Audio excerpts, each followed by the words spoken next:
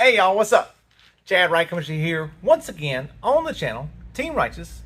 And today we have a Gen 2 Hayabusa that's getting ready to go up on the dyno. But it's not your average Gen 2.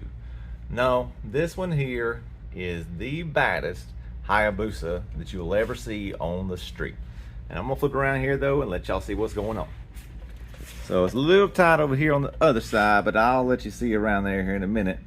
And you probably already see what's sticking out there. So this thing here does have a stretch on it, not too long.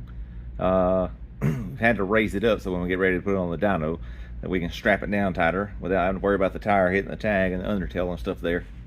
But anyways, it is a turbo bike, and it is a Gen 2 Hayabusa built by the one and only MotorHead.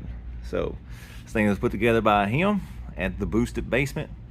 It has a boost compensated lockup, or not lockup, but boost compensated clutch down here. So as the boost pressure goes up, it increases the pressure on the clutch. That way it doesn't slip under high boost. Let's see here. It's got a max ECU on it. Everything comes from Greg Smith at Boost by Smith. It's got the Boost by Smith dash on it. Everything on here, super cool. Everything lighting up. Like I said, this right here is a street bike. Igno 1A ignition coils, everything else. So once this thing right here gets put back together and they get all the fairings on it, man, this thing here is going to look super clean. But this one right here should be able to put down some big power numbers. And if you'll see down there, it is the MadMax edition. So yeah, that's what Dennis calls it. He calls it the MadMax edition. So anyways, we're going to get this thing right here up on the dyno here in a minute, get that piece of junk off the dyno over there, and see if we can put down some big numbers. So we'll have Dennis up on the bike doing the drivability, making the pulls with it. I'll be on the dyno control, so you won't see me too much in the video here in a little bit. And you'll have Logan running the laptop, making the changes in the ECU as it gets tuned. So give us about 3, 2,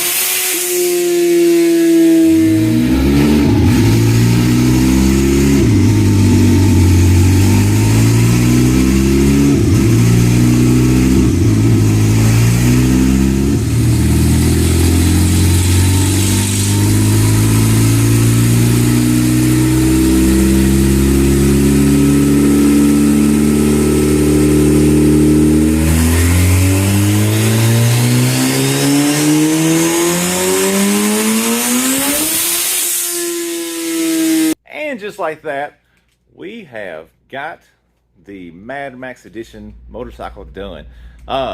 Just more info on it as well I forgot to include at the beginning of the video. So this thing is being tuned on E85 in the video, but it also runs on pump gas. It's a flex fuel bike, and we can do that on any bike. If you decide to put a standalone on it and you want to do one of these turbo builds, it's not something that's unheard of or whatever. So if you want to make it like your car, where you can pull up and put some pump gas in it and ride around on it and it makes less power, or you want to put some E85 in it and make some big power, that's the way you can go with this thing right here. This thing right here can do anything. You can put it in there and it will compensate as it needs to. So this thing right here is going to be, I'm going to show you the numbers here where it started off on gate, and then it's going to show you what it made on the very last pull that you saw there. All right, so if you look up here, we made, see here, 317.7 horsepower. This is right here on wastegate. So it comes in, and let's say a Gen 2 Hayabusa generally makes 180, a good one, 180 to 185 tune. So we are at 7,000 RPMs, and a good strong, let's say a good strong Gen 2. My bike, whenever it had the stock motor in it, made 190 at 190 horsepower on Q16. So there's you an idea of what this thing here is making at 7,100 RPMs. And then over here at 10,000 RPMs, it's making 317 horsepower. So that's about double what a bone stock Gen 1 will make. And then, as you can see, in high boost, it made 345 foot-pounds of torque.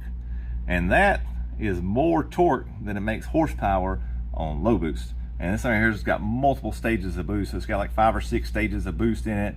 So it'll incrementally go up. And it also has boost by gear. So it's going to add boost as you go through the gears as well. That way it makes it more controllable.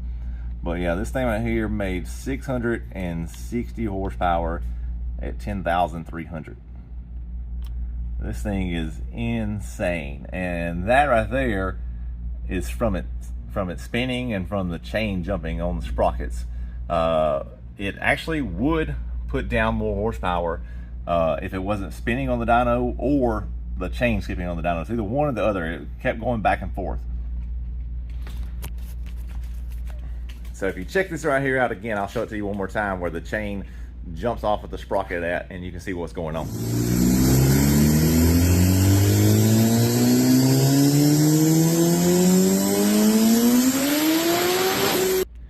Yeah, so you saw right there, man, like I said, that chain is at the very bottom there. It's starting to come off, and so it's not getting full engagement on that rear sprocket, and it's letting it start to skip. And that there's when it gets super dangerous and you risk that chain snapping and breaking. And so we don't want to do that with there. We just didn't want to push it no more. We know this motorcycle will make over 700 horsepower, but on the dyno, the highest number we got was 660 horsepower. But still, if you want to see how that compares to, say, some cars out there, a lot of people love these Hellcats. I looked it up last night. Hellcats make generally 620 to 640 horsepower on the dyno, and that's not spinning. So that's a good, a good dyno pull, stuck to the dyno, not having any issues, and they can put down around 620 to 640 horsepower on a dyno. And here we are making 660 horsepower on the dyno with it spinning and with it skipping the chain and everything. So anyways, that's gonna wrap it up here though. Hope y'all enjoyed this video. Hope y'all got to see a little bit about what we can do here. It's not just, NA stuff like my bike that's back over here on the dyno again. Still trying to work some bugs out. It's not just nitrous stuff. It's not just stuff like that there. We can do just about everything it comes to with motorcycles. So we can do mild turbo builds. We can do medium turbo builds. We've got the Gen 3. Got the Gen 3 MotorHead here. It got brought back to us, so it was built elsewhere, but he brought it to us to clean up some issues that we was having with it. And you can go check out Logan's channel over at Ringer 57, and you can see where he worked on that thing right there. There was a lot of stuff he had to change up on it and put it on a max ECU. That way it could have flex fuel and all the other stuff. Ended up making 557, I believe, horsepower with that thing. 556, 557, somewhere in there. So that thing right there is the stoutest number shown Gen 3 Hayabusa out there. And if he wants some more, we can step him up to the MadMax edition on the Gen 3. He'll be good too. Anyways, we appreciate all of y'all. Have a good one.